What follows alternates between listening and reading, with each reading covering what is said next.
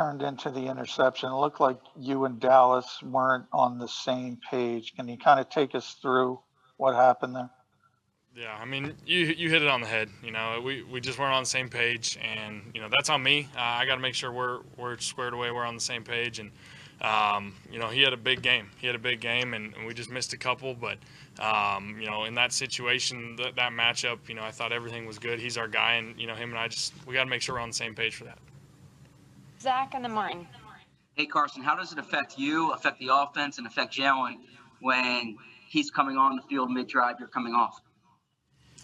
Yeah, I mean, listen, when we're stagnant like that as an offense, I'm all ears. Whatever coach is confident in, however we can, get some momentum or pick up a first down in that case early in the game. And so, obviously it's a tricky thing to navigate, but I think, if it's going to provide us the spark that we need, hopefully going forward it can in those situations. But, yeah, I mean, obviously we just didn't do enough all around tonight. Martin and Jeff McLean. Hey, Carson, there's kind of been a lot of talk and speculation, about you possibly getting benched or something like that.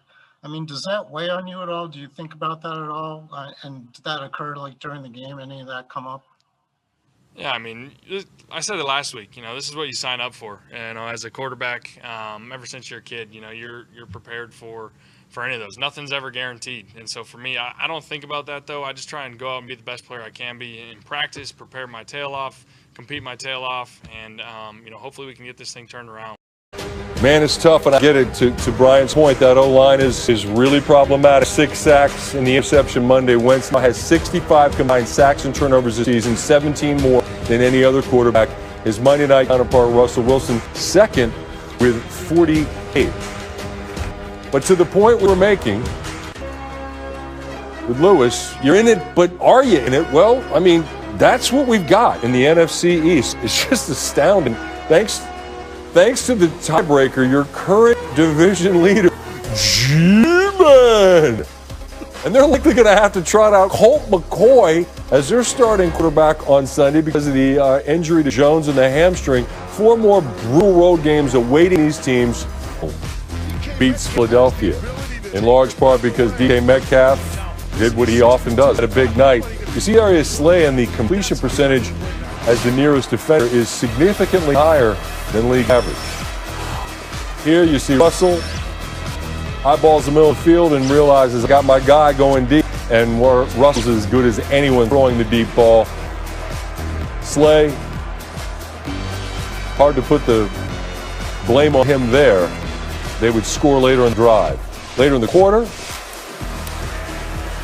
Wilson's so dangerous, rolling out, finds DK, leaping over Slay out of bounds, had 118 receiving yards in the first half, second time this season in triple figures by the half, third quarter. Again, Wilson loading up to 14.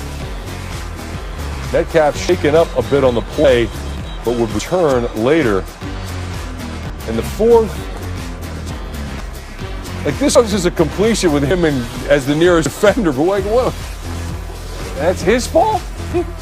Come on. What are you going to do? That's nothing. Metcalf, 10 grabs, 177 yards, 7-141 with Slay drawing that short straw and having to try to contain that dude right there. Look at the NFC playoff picture. Fascinating to see what the Saints are doing. The quarterback hasn't thrown a touchdown since he was at BYU like 15 years ago. Doesn't matter. There's Seattle currently 8-3. Green Bay there as well. You get back into a complicated situation if the Saints were to lose again, about a 3-way tiebreaker and all the rest of that. Meanwhile, who leads the NFC at the moment? That's the G-Men. A little more on Metcalf now. Who we got? Pete Carroll? All right, 177 yards tonight. Metcalf, the new NFL leader in receiving yards with 1,039. He's also nearing 2,000 in his career with 5 games left in the season. Less than 100 yards shy of Joey Galloway for the most yards through 2 seasons in Seahawks history. Ryan Clark joins us as he does every Monday. And Ryan, let's turn it from the offense of the Seahawks to the defense and what they were able to do to Wentz. They pressured him on 18 of 53 dropbacks. He was off target on 10 of 42 attempts. So, I mean, look, we're in a blame credit society. We like to give blame more than we like to give credit. If we're gonna give one or the other tonight, I mean, where do you lean? I want to give credit to the Seattle Seahawks because this defense was talked about as the reason why they wouldn't be able to win a championship. Last 2 weeks, they've been amazing. Here, you're going to see show middle of the field safety with a twist up front, and they roll to 2 deep. When they roll to 2 deep, they fuse Carson Wentz, and now that allows the pressure to get to him, and that's a sack.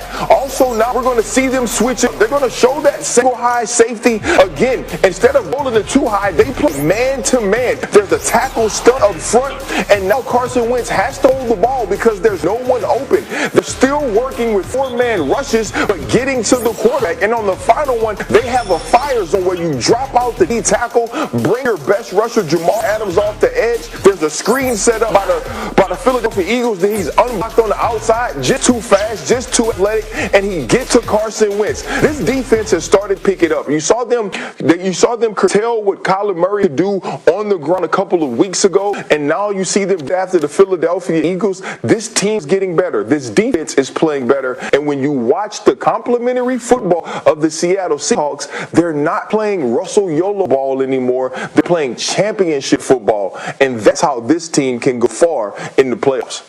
All right, we have some more conversation come a little bit later on. And I'll just paraphrase what Ryan and I had a conversation off air. For Philadelphia fans who say, give us Hurts, you don't want Hurts because he'd get hurt. Get behind this O-line. That wouldn't be any good. You get hurt. You don't want Andre Diggs. Later, he would complete a pass. That was of great interest to many of you. And as a result, it's a 6-point road win. 6 point. He let Russ hook movement in full effect. He eclipses 3,000 yards Monday with 5 games to spare. He's now reached that mark in all 9 of his seasons, breaking a tie with Cam Newton for the second longest streak to begin a career in National Football League history. Peyton Manning did so in each of his first 13 seasons. Time now for our T-Mobile post-game coverage. Lisa Salters with Russell Wilson. Russell, another primetime game, another win for you. You were the winningest quarterback in primetime in league history. Just what's your secret under the lights? Oh, man, I think just staying poised. I think just believing and always being prepared. I believe in being prepared. I believe our football team was prepared. We're playing championship football. We got through some tough times. We also do a great job all season. Our defense really stepped up the past few games. It looked unbelievable. Carlos Dunlap's a big pickup for us. Jamal Adams has been unbelievable. Diggs, Bobby Wagner's as good as it gets. I don't know if there's been ever a better linebacker. There's been some good ones, and that's a big comment. But I'm just grateful for our guys. DK Metcalf made some great plays. He got a lot of catches. Tyler's special. Guys ran the ball really well. We had that holding call. It could have been another touchdown. We had a couple of plays that could have been there too as well to really break the game open. But we kept battling. We did it together, and that's what championship teams do. And so I just love playing. I love being prepared. I love winning, and I love the process more than the end result. Let's talk about this. All right, we welcome in Louis Riddick and Brian Greasy. And fellas, it's a workmanlike game from Seattle. I guess DK Metcalf's the one guy that just jumps off the screen, had 177 yards, which until the very end was more than everybody else in the field combined. And Louis, I'll just start with you as a guy who used to make his living trying to slow guys like that down. When you look at him, what are you seeing? I'm seeing a problem.